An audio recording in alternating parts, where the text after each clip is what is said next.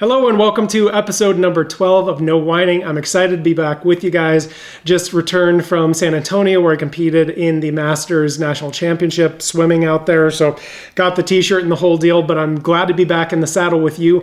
We've got a couple wines today I'm really excited to get to, so let's hop to it. Here we are with a 2021 Pinot Grigio, and this is about a $30 to $35 price point coming from producer Livio Felluga. The grape variety on this is actually native to France, where it is known as Pinot Gris. So if you ever hear it referred to as that, it is the same grape variety. Most Pinot Grigio coming out of Italy, quite frankly, is not especially high quality. It's coming from the plains of Veneto, which produces around 40% of the world's Pinot Grigio. So we have to go to vineyards that are planted higher up in the hills to get the quality that we would want. So the region on this is Friuli, and this is in northeast Italy, specifically Colli Orientali, and this is right on Slovenia's western border. This is an area that produces very little in terms of quantity, but the quality of the white wines from here can be absolutely amazing. These were Gio-trained grapes grown in marl, which basically formed over millennia through the activity of ancient marine algae and sandstone soils. From the website, kind of the tech sheet information, it says the healthy and perfectly ripe grapes were handpicked in small crates to preserve the integrity of the fruit. After gentle destemming, the fruit was left to macerate for a short period. Now, this is actually very important because Pinot Grigio has slightly pink skins. It's a mutation of Pinot Noir. So it's really interesting, but it has slightly pink skin, so we might see some copper flecks from the maceration when we actually look at the color. We'll have to see. But anyway, they said after gentle destemming, the fruit was left to macerate for a short period, then softly crushed, and the must obtained was clarified by decantation. Temperature-controlled fermentation followed in stainless steel vats. At the end of fermentation, the wine was kept on the lees for a few months to increase its complexity, creamy nature, and suitability for aging. You can tell these people really take pride in their vineyards and what they do. Just take a look at their website, hop online, and you kind of look down here, you'll see the picture of this happy-looking fellow. This is, of course, Livio Felluga.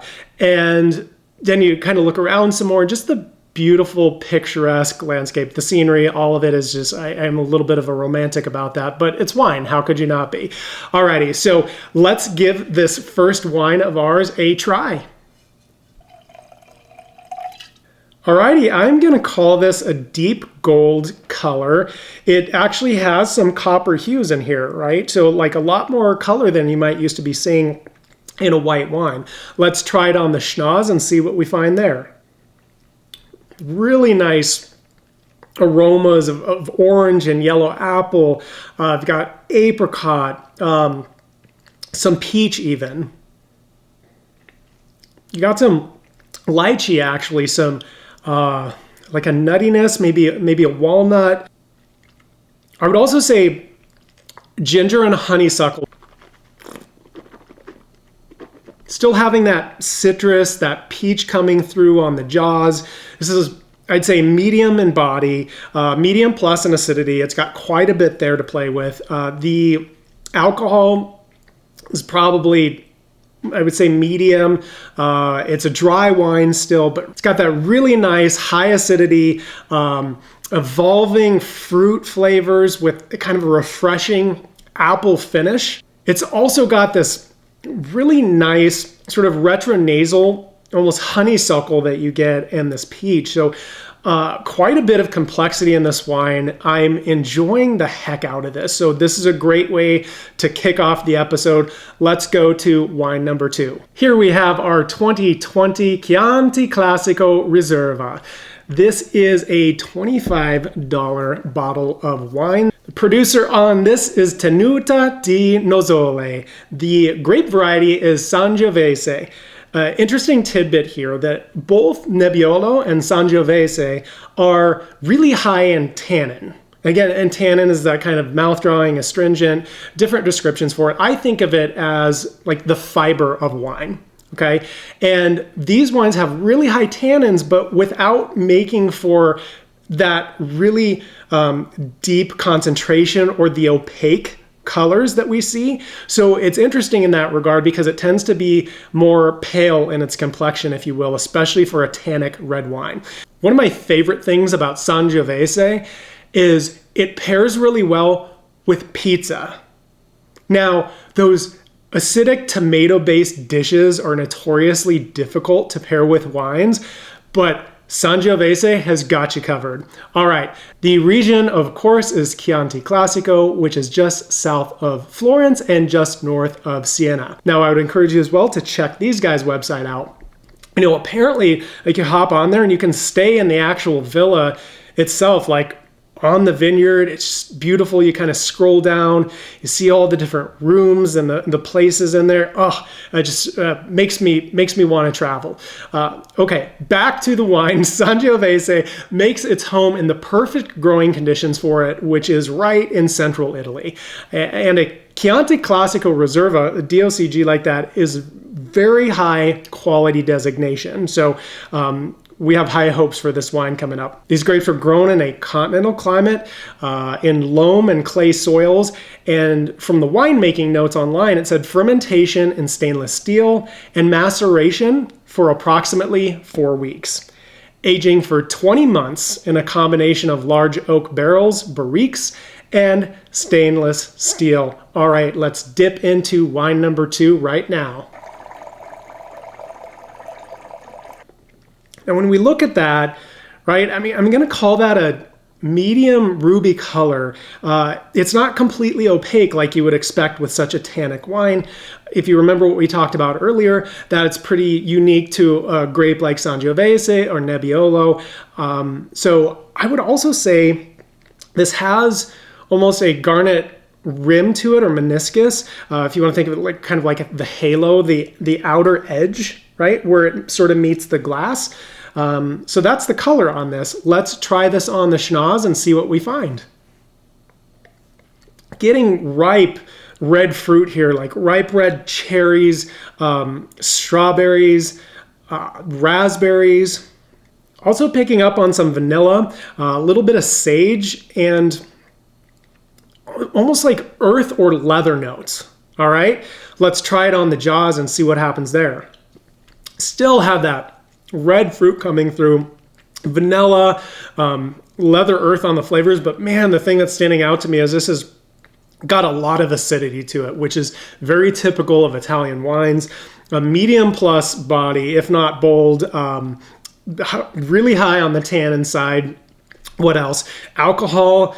It's got a decent amount, not a ton. I would say medium plus probably. The bottle is telling us that we have 14%. And then this is certainly dry.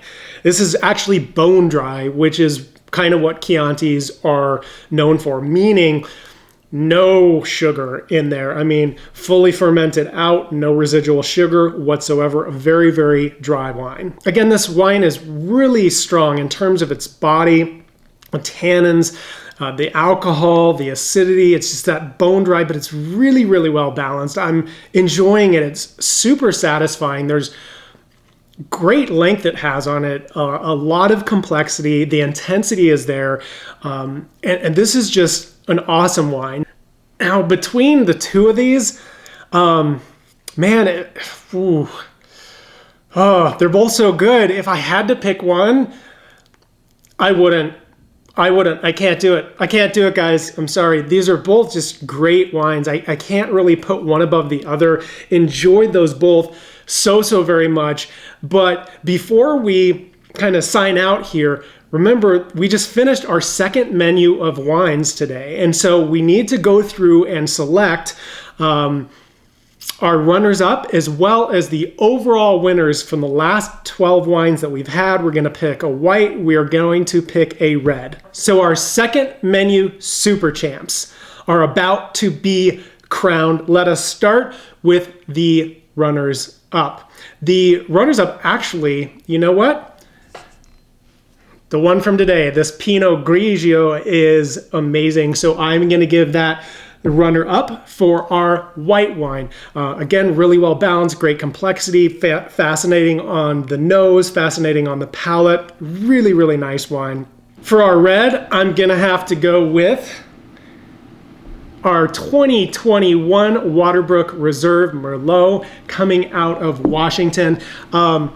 This was just really, it had that luscious nose, really generous black fruit. It had a velvety mouthfeel. It was absolutely fantastic. And for $25, I mean, it's hard to beat that. But beat it we will, because my number one wine from this list out of the whites was, drumroll please, this 2020 Turniker Reach Riesling Spätlese from producer Weingut Hermann Ludus. Of course, in Germany. Oh my gosh, that is a mouthful. It was just so fantastic on the schnoz with that ripe fruit. It had an amazing complexity on the jaws, that slight pétillance that sort of added to the texture, and it was very much in balance. It was a tasty, tasty wine. All right, let's go to our red. And our red winner is... yes, you guessed it, the 2019 Inkblot. This Petit Verdot from producer Michael David in California. I just remember that black fruit explosion. The jamminess was delicious. The plush tannins. You had that flavors of chocolate and tobacco and dill from the oak.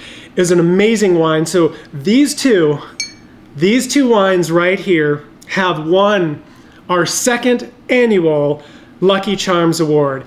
Now, why again do we call it the Lucky Charms Award? Well, just like I love me Lucky Charms, I love both these wines, and they're magically delicious. All right, guys, I hope you had fun with this. I sure have. Thank you so much for joining me. We will see you in the next episode on our next menu of wines.